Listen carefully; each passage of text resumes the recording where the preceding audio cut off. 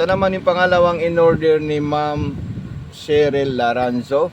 Ito po yung ating sewing machine na Singer brand na napakaganda. Ayan, may hard case na po siya ma'am. Ayan oh, grabe ang solid. At ang maganda pa dito ma'am, meron po tayong pa-freebies na transformer at iba pang pa-freebies. Okay?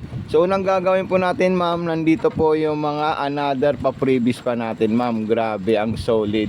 Ayan no, kompleto po yan ma'am ha. Ilalagay ko po dito ma'am, baka kasi makalimutan at ma-misplace natin.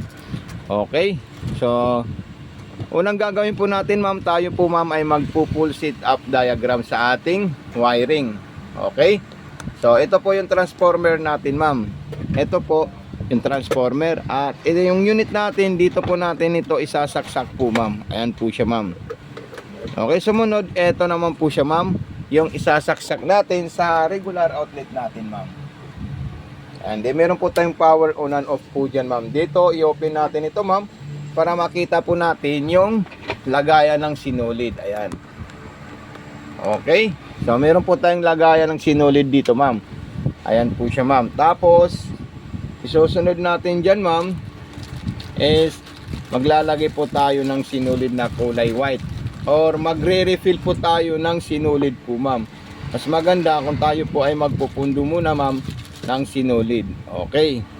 So unang gagawin po natin ma'am, ito pong ano natin, bobbing natin sa ilalim, tatanggalin muna natin, i-slide natin yan mama. Ayan, tapos kukunin natin yan at ito ipupunduhan natin ng sinulid po ma'am. Okay, so paano po natin yan pupunduhan? So ganito po siya ma'am yung gagawin natin. Kukunin muna natin sinulid na naiwan sa loob, slide natin yan. Ayan, okay. Ito po siya ma'am at mayroon po tayong makikitang ano po dito, indicator. So ayan, tapos ito ilalagay natin doon ma'am ha. Dito po natin yan ma'am ilalagay po ma'am. Ito itatali ko muna po siya ma'am dito. Ito, ayan, tinali ko muna yung sinulid ko bago ko po siya ilagay dito ma'am.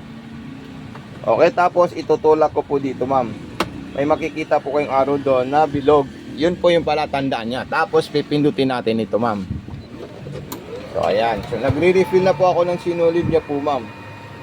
Ayan, hanggat matapos siya po ma'am. So pag napuno po yung sinulid natin ma'am, so automatic na po na i-stop natin siya para matanggal natin yung bobbing natin at ilalagay natin siya ma'am sa ilalim. Okay.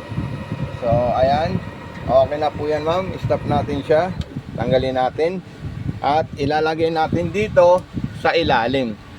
Saan po ang ilalim natin? Ito po siya ma'am. Ayan.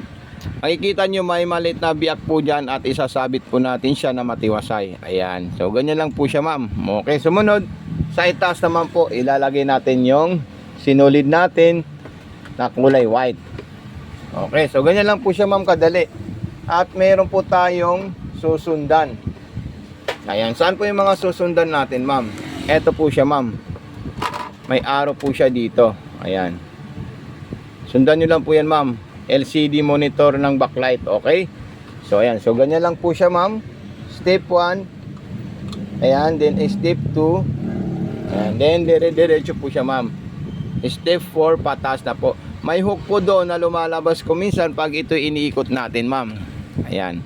Ayun po siya ma'am yung hook. Maliit na hook na bakal. Sasabit natin papunta sa kaliwa, ibabalik natin sa harapan. Ayun po yung arrow po niya ma'am. Ito po siya ma'am yung arrow. Ayan. Sumunod naman po dyan ma'am, dediretso natin dito. Ayan. Then pagkatapos po, ang procedure ng pagpasok ng sinulid sa butas ng karayom, straight line papunta po sa likod. Yun po yung tama. Okay, so gagawin po natin yan. So yan po ma'am, pinasok ko na po siya ma'am. Ayan. Then ang gagawin natin pagkatapos yan, ikutin natin ito na paharap pababa. Ayan, ganyan lang po siya ma'am.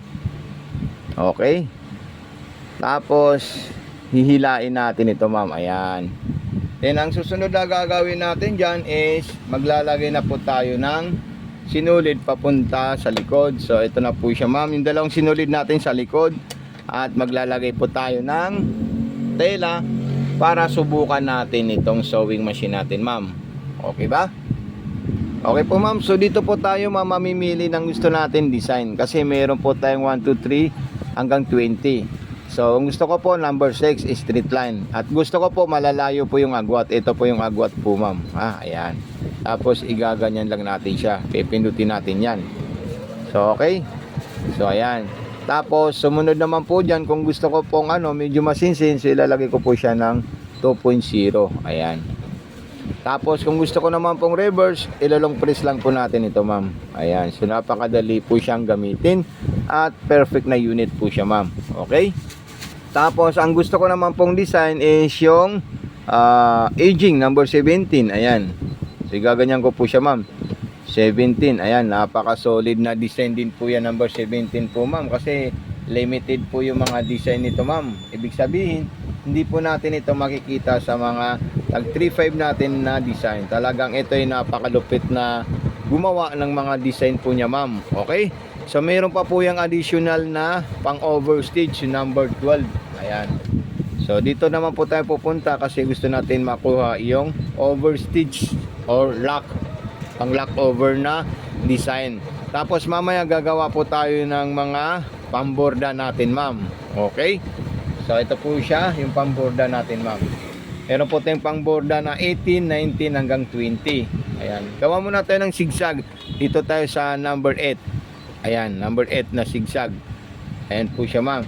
So wala na po akong binago dito. So ibig sabihin, normal na po yung design na gagawin ng ating sewing machine po, ma'am. Ayan. Okay? So, ayan po siya, ma'am. Makikita nyo po, wala po siyang tuhog at wala rin po siyang laktaw. So, napaka-solid po siya, ma'am. Then, dito tayo sa pangborda. Number, ano po siya, ma'am? Number 20. Tapos, mamaya, 19 at saka 18. Okay? So, number 18 naman po tayo, ma'am. Number 19. Tapos, bago yung 18. Okay? So, ayan po siya, ma'am. Oh, grabe, ang solid. Napaka-smooth at napaka-perfect po siya, ma'am. Okay, so i-additional ko lang po ito, ma'am. So wag niyo po ma'am kakalimutan magbigay ng ratings sa ating Facebook page. Ayan po siya, ma'am. Okay? Kasi mayroon pong nagbigay sa atin ng mga customer natin ng ratings. So ayan po siya, ma'am. Bawat customer po namin sa TikTok, hingian ko po ng recommendation para dito sa ating Facebook page po, ma'am. Ayan, napaka-solid po yan, ma'am. So, again, itutuloy natin yung mga po niya, mga design ng ating sewing machine. Yan, napakalupit po, ma'am, oh. Grabe, solid talaga nito, ma'am. Okay? So, lalas ko po dito, ma'am. Tayo po ay gagawa ng button holder. So, ito po siya, ma'am, yung button holder na gagamitin natin, ma'am. Pupunta po tayo sa number 1. Ayan. Tapos, kulay red po siya, ma'am. Ibababa po natin ito, ma'am. Ayan. Okay, so iabantin natin siya o i-attach natin siya.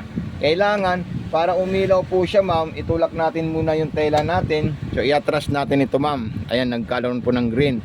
Pepindutin po natin yan, ma'am. Tapos iabante ko naman po siya, ma'am, para mabuo po niya yung button holder. Dalawang abante, dalawang atras. Ayan. Okay.